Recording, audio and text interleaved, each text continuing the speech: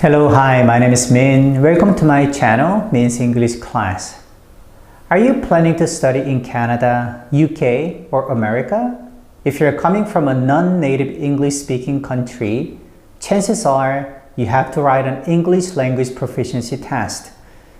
Two of the most popular around the world are IELTS and TOEFL. But what is the difference between IELTS and TOEFL? And which test you should take on your behalf? And today, I'll make that decision easy for you. First, let's talk about the International English Language Testing System, in short, IELTS. This tests your capacity to read, write, listen to, and speak English.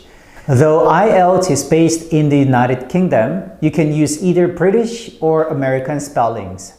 There are two main types of IELTS. First, we have academic, and this version is for those studying at the college or university level in an English-speaking country or pursuing a professional career in the fields like engineering and healthcare. And the other type of IELTS is general, and this is primarily for students at the high school level or lower, as well as people migrating to work in an English-speaking country.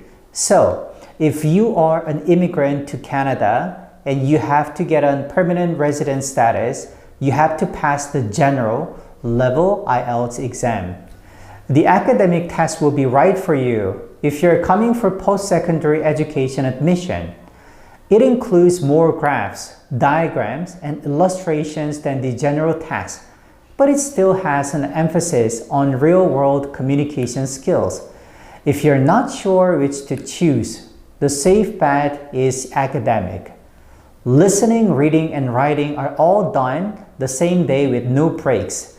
The speaking portion can be done up to a week before or after the rest of your test and consists of recorded 11 to 14-minute interview with an examiner where you will take part in a spoken conversation. The entire test is complete in under 3 hours. IELTS uses a band system from 1 to 9 scale, with separate scores across the 4 sections average to give you final score. Your overall result will be rounded to the nearest half band, so you could either get 9 or 8.5. Okay, the next exam is the test of English as a foreign language internet-based TOEFL, which is TOEFL IBT. And it'll also test your reading, writing, listening, and speaking skills in English with focus on authentic communication in a classroom setting. So this one is classroom, whereas IELTS focuses more on everyday conversation. You'll face high-level material as if you're studying at a university. TOEFL is an American test, but just like IELTS, permits both British and American spellings. TOEFL consists of 4 sections, each equally weighted, and is entirely computer-based.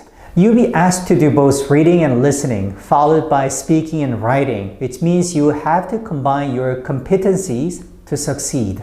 The whole task will take you about 3 hours. TOEFL IBT uses a single score from 0 to 120 points. Each of the 4 sections, reading, writing, listening, and speaking, is worth 0 to 30 points, and you will get your score in each section alongside your total. And now, what are the differences? While the content is largely similar with 4 basic areas of competency, the structures of the test differ quite a bit. TOEFL questions are almost entirely multiple choice, while IELTS tests have many types of questions throughout, including short answers, small essays, and gap-filling tasks, where you will find missing words. Also, TOEFL is entirely computer-based, which means you won't have to interact with an actual person, which is good news for some people who have difficulty talking to a real person. IELTS speaking tests are done face-to-face with an examiner, which can be super scary for some. When performing writing tasks, in TOEFL, you have to type everything using a keyboard. In IELTS, you have to handwrite everything. And in terms of length, for the IELTS versus TOEFL test, the IELTS essay is a little shorter at 250 words compared to TOEFL's 300. In the listening portion, TOEFL will have you listen to and take notes on lectures from a university class or common situations of on-campus conversation. You then use your notes to answer multiple choice questions. For IELTS, you listen to recordings and answer questions as you go over a number of different, now familiar question types. And which exam should you choose?